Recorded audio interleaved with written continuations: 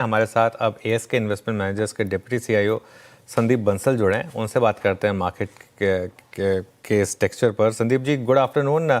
CNBC आवाज़ पर स्वागत है आपका। मार्केट में इस समय आपका क्या व्यू है, क्योंकि एक बहुत लंबी और प्रोट्रैक्टेड हमने टाइम वाइज करेक्शन देखी है।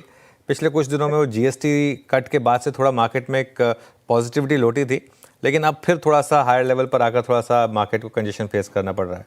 आप कैसे देख रहे हैं इस समय मार्केट को? गुड आफ्टरनून अनुज। हमें अपने शो पे बुलाने के लिए शुक्रिया। हाँ, मार्केट्स अगर हम देखें लास्ट 1 ईयर से, तो मार्केट्स मोटा मोटी फ्लैटिश रहे हैं। अगर हम Q1 के रिजल्ट्स देखें, Q1 के रिजल्ट्स लगभग इन लाइन थे। Q2 में रिजल्ट्स उतने अच्छे नहीं आएंगे क्योंकि डिमांड पोस्टपोन होएगा जीएसटी रेट कट्स की वजह से। पर हमें ऐसा लगता है कि H2 onwards, festive season onwards, on the ground demand में एक अच्छा खासा पिकअप आना चाहिए।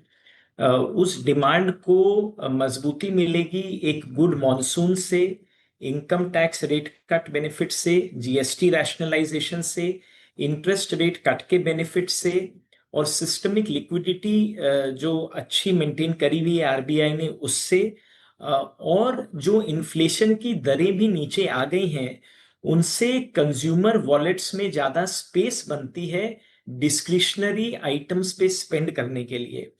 तो ये सब मिला के हमें लगता है कि डिमांड पिकअप आना चाहिए इस फेस्टिव सीजन ऑनवर्ड्स।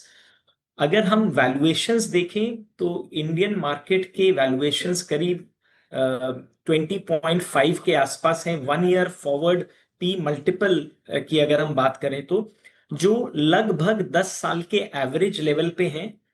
तो यहां से अगर अर्निंग्स और डिमांड मोमेंटम हमें दिखेगी तो हमें लगता है कि मार्केट्स को वहां से मजबूती मिलनी चाहिए। बट संदीप जी, अगर एक एक करके जितने भी आपने फैक्टर्स गिनाए, जीएसटी की बात ही करते हैं। जीएसटी रेशनलाइज होना और ये पूरे फेस्टिवल सीज़न को आप कैसे अप्रोच करेंगे? मतलब अल्टीमेटली ये क्वार्टर जो एडवांटेज कैरी करेगा अगर जीएसटी रेशनलाइज होता है, मतलब पोस्ट Q2, आई मीन जो चीज़ आपकी बाइंग लिस्ट में सबसे ऊपर होगी, जहाँ वैल्यूएशन का कंफर्ट होगा, जहाँ पे जीएसटी रेशनलाइज का बेनिफिट होगा, और मोर लेस जहाँ पे आपको अर्निंग्स की अच्छी विजिबिलिटी नजर आएगी, सबसे ऊपर लाइंड अप क्या है आपकी चॉइस ऑफ स्टॉक्स में या फिर सेक्टर्स में? तो वीरेंद्र, सेक्टर्स में सबसे पहले आएंगे ऑटोज और इंटायर कंज्यूमर डिस्क्रिशनरी पैक। वहां पे 28% स्लैब से 18% स्लैब में जो आइटम्स मूव करेंगे उनमें डिमांड अच्छी रहनी चाहिए क्योंकि वहां पे प्राइस कम होएगा। तो entire auto pack, consumer discretionary pack, उसके अलावा सीमेंट पैक भी हमें पसंद है। वहां पे डिमांड इनइलास्टिक है तो जीएसटी रेट रैशनलाइजेशन से डिमांड इंक्रीज नहीं होगी, बट हो सकता है कि मार्जिन्स में बेनिफिट आए। और ये तीनों ये कंज्यूमर डिस्क्रिशनरी, ऑटो, सीमेंट, ये तीनों सेक्टर्स को मॉनसून, रूरल रिकवरी से भी बेनिफिट होना चाहिए। और आगे जाके नेक्स्ट ईयर एंड में या उसके बाद जो 8th पे कमीशन का बेनिफिट्स इनको आएगा बिकॉज ऑफ हायर पे इंक्रीजेस। सो ये एक लंबी कहानी है, ऐसा नहीं है कि ये सिर्फ एक जीएसटी रेट्स की वजह से है, पर हमें लगता है कि इन स्टोरीज में multiple legs of growth available हैं। ओके, ये कुछ सेक्टर्स स्पेशली ऑटोज़ पर आप संदीप जी बुलिश नज़र आ रहे हैं, पॉजिटिव नज़र आ रहे हैं। गुड आफ्टरनून, श्रेया बात कर रही हूँ। लेकिन सर, बैंक्स की दिक्कत क्या है? हम लगातार देख रहे हैं कि अगर निफ्टी स्पेशली ठीक ठाक परफॉर्म कर भी रहा होता है तो बैंक निफ्टी से वो सहारा नहीं मिल पाता। प्राइवेट बैंक्स बैकफुट पर, आईसीआईसी, एचडीएफसी बैंक जैसे स्टॉक्स हमें बैकफुट पर नज़र आते हैं। यहाँ पर क्या करना चाहिए? आपका टेक क्या होगा इस पर? Good afternoon Shreya. Banking sector में Q2 में हमें मार्जिन्स में कंप्रेशन दिखेगा क्योंकि बैंक्स को जो रेट कट्स हुए हैं वो कस्टमर्स को काफी हद तक पास करने पड़ेंगे, पर उनका जो डिपॉजिट्स हैं वो अभी तक पूरी तरीके से रिप्राइस नहीं हुए हैं। सो बैंक्स में मार्जिन्स का ये क्वार्टर बॉटम रहेगा और इस क्वार्टर में क्रेडिट ग्रोथ भी शायद उतनी अच्छी नहीं रहेगी because demand environment GST rate cut expectation की वजह से पोस्टपोन रहेगा। H2 ऑनवर्ड्स हमें लगता है कंज्यूमर डिमांड में पिकअप आना चाहिए, मार्जिन्स का भी फिर आपको बेनिफिट वहां से मिलना चाहिए। कॉरपोरेट क्रेडिट ग्रोथ जो एक और इम्पॉर्टेंट पिलर है बैंकिंग सेक्टर के लिए, वो शायद towards the end of the year वहां उसमें भी एक हमें इंक्रीमेंट दिखना चाहिए। वैल्यूएशंस इंटायर सेक्टर के प्राइवेट बैंकिंग के हमें काफी अट्रैक्टिव लगते हैं। लास्ट काफी समय से इस सेक्टर ने उतने अच्छे इन्वेस्टर्स को रिटर्न्स नहीं दिए हैं, सेक्टर अंडर परफॉर्मर रहा है, पर ये एक लॉन्ग टर्म स्टोरी है। यहाँ पे ग्रोथ वीकनेस भले ही रही है पर हमें लगता है कि ये हम फैग एंड पे हैं ग्रोथ वीकनेस के, और H2 ऑनवर्ड्स हमें इस सेक्टर में भी अच्छा पिकअप नजर आता है।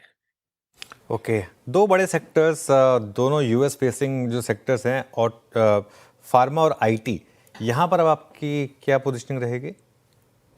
सो अनुज, आईटी और एक्सपोर्ट ओरिएंटेड फार्मा बिजनेसेस दोनों पे ही हम अंडरवेट हैं। हमें डोमेस्टिक सिक्लिकल रिकवरी पे ज्यादा भरोसा है। ग्लोबल ग्रोथ इन्वायरमेंट जो है वो हमारी समझ में ज्यादा अनसर्टेन है। आईटी सेक्टर में वीजा रिलेटेड इश्यूज भी हैं। मीडियम टर्म में डिस्क्रेशनरी स्पेंडिंग जो है यूएस कॉर्पोरेट्स की, उसकी वजह से उसमें कमी होने की वजह से ग्रोथ में भी इम्पैक्ट आ सकता है। और लॉन्गर टर्म में जेन एआई रिलेटेड कंसर्न्स भी हैं। तो आईटी सेक्टर भले ही वहां पे वैल्यूएशंस स्टॉक्स के गिरने की वजह से रीजनेबल या अट्रैक्टिव लगने लगे, हमें लगता है कि वो एक ट्रेडिंग सेक्टर भले ही हो सकता है, इन्वेस्टिंग के लिए हम लॉन्ग टर्म व्यू से उसे नहीं देखेंगे। और एक्सपोर्ट ओरिएंटेड फार्मा पे भी हम थोड़े से कॉशियस रहेंगे जब तक ये टैरिफ वाली पूरी सिचुएशन क्लियर नहीं हो जाती है। अच्छा, कंस्ट्रक्शन, इंफ्रा, सीमेंट, ये पूरी की पूरी बास्केट में आपकी राय क्या है? यहाँ पे आपका पिकिंग ऑर्डर क्या है? क्योंकि इस बार के नंबर्स के बाद हमने एल&टी में भी काफ़ी अच्छी खासी बैंक देखी, कमेंट्स काफ़ी स्ट्रॉन्ग भी है प्रीवियस में, आई मीन नंबर्स के साथ साथ उनकी कमेंट्री बहुत स्ट्रॉन्ग थी। आपके पिकिंग ऑर्डर क्या है इस वक्त, मतलब सीमेंट में और कंस्ट्रक्शन में, इंफ्रा में? मैं इसमें अगर कुछ एयरपोर्ट से जुड़ी हुई कंपनियां भी जोड़ लूँ, फॉर इंस्टेंस GMR एयरपोर्ट्स, थोड़ा सा अगर इसको भी इंक्लूड करके बातचीत कर पाए हम तो। श्योर वीरेंद्र, हमें ये पूरा पैक अच्छा लगता है। हमें लगता है कि ये सीजनली वीक क्वार्टर के बाद इस पैक में एक पिकअप आना चाहिए, और ये लंबे समय के लिए इंडिया में एक अच्छी स्टोरी है। सीमेंट में स्पेशली जीएसटी रेट कट के अलावा एक कंसोलिडेशन हो रहा है। दो बड़े प्लेयर्स पूरे सेक्टर को कंसोलिडेट कर रहे हैं, जिसमें प्राइसिंग का एक benefit medium to long term में प्ले आउट होना चाहिए। ऊपर से फ्यूल प्राइसेस जो म्यूटेड रहे हैं उसका भी बेनिफिट आएगा, और सारे प्लेयर्स अपने कॉस्ट्स कम करने में लगे हुए हैं, जिसका बेनिफिट मार्जिन्स में हमें आने वाले क्वार्टर्स में दिखेगा। तो सीमेंट हमारे लिए एक बहुत ही प्रेफरेबल सेक्टर है। कैपिटल गुड्स, इंफ्रास्ट्रक्चर और कंस्ट्रक्शन की हम बात करें तो उसमें हमें कैपिटल गुड्स वाली कंपनीज ज्यादा पसंद है। इंफ्रास्ट्रक्चर का स्पेस भी हमें लगता है कि वहां पे ordering activity second half of the year में स्ट्रांग रहेगी, एग्जीक्यूशन पिकअप भी आएगा, और उसकी वजह से मार्जिन्स में भी बेनिफिट मिलेगा। और इन सब सेक्टर्स में कैपिटल गुड्स, इंफ्रास्ट्रक्चर, कंस्ट्रक्शन, इनमें लास्ट कुछ महीनों से स्टॉक्स में प्राइसेस में उतनी एक्टिविटी नहीं हुई है, तो वैल्यूएशंस भी अभी अट्रैक्टिव हैं, और इनमें कंसर्न्स ज्यादा बिल्ट इन है क्योंकि ऑर्डर बुक्स उतने बड़े नहीं हैं। जैसे ऑर्डर्स आएंगे, एग्जीक्यूशन पिकअप होगा, हमें इन स्टॉक्स में री रेटिंग का भी काफी स्कोप नजर आता है। ओके, री रेटिंग की संभावनाएं दिख रही हैं आपको स्पेस में। संदीप जी, आज से सेमिकॉन इंडिया 2025 का आगाज़ हो गया है और प्रधानमंत्री नरेंद्र मोदी ने जिस तरीके से सेमीकंडक्टर को लेकर स्पीच दी और मार्केट की बात की उन्होंने, मेरा सवाल आपसे ये कि सेमीकंडक्टर का जो थीम है वो कैसे देख रहे हैं आप इंडिया के लिहाज से, और साथ ही आपको कोई ऐसी कंपनीज जिसको फ़ायदा हो और कौन से स्टॉक्स इस मद्देनज़र रडार पे रखने चाहिए, अगर उस पर थोड़ा सा आप हमें बता पाएँ तो। हाँ श्रेया, सेमीकंडक्टर्स वाली जो थीम है वो बहुत बड़ी अपॉर्चुनिटी है और एक लंबे समय के लिए अपॉर्चुनिटी रहने वाली है। अभी हम इस स्पेस में इनिशियल या बेबी स्टेप्स ले रहे हैं। इस सेमीकंडक्टर सप्लाई चेन और इकोसिस्टम का इंडिया धीरे धीरे और बड़ा हिस्सा बनता जाएगा। स्टॉक स्पेसिफिक तो हम बात नहीं कर पाएंगे, बट यहाँ पर इस स्पेस में अनलिस्टेड में कुछ कंपनीज हैं जो बड़ी हैं। लिस्टेड स्पेस में भी कुछ एक कंपनीज अपनी फैक्ट्रीज और फैसिलिटीज उन्होंने स्टार्ट करी है और कुछ की बन रही है। इस स्पेस को खेलने के लिए केमिकल्स भी एक जरिया हो सकता है। सो ये स्पेस काफी इंटरेस्टिंग है। अभी इन्वेस्टमेंट फेज में है, पर लंबे समय में और लंबे समय के लिए इस स्पेस में काफी बड़ी ग्रोथ इंडिया में रहने वाली है। ओके संदीप जी, बहुत बहुत शुक्रिया, आप इस बातचीत में शामिल हुए, सभी सेक्टर्स पर अपनी राय रखी आपने, बहुत बहुत शुक्रिया। अब लेके आइए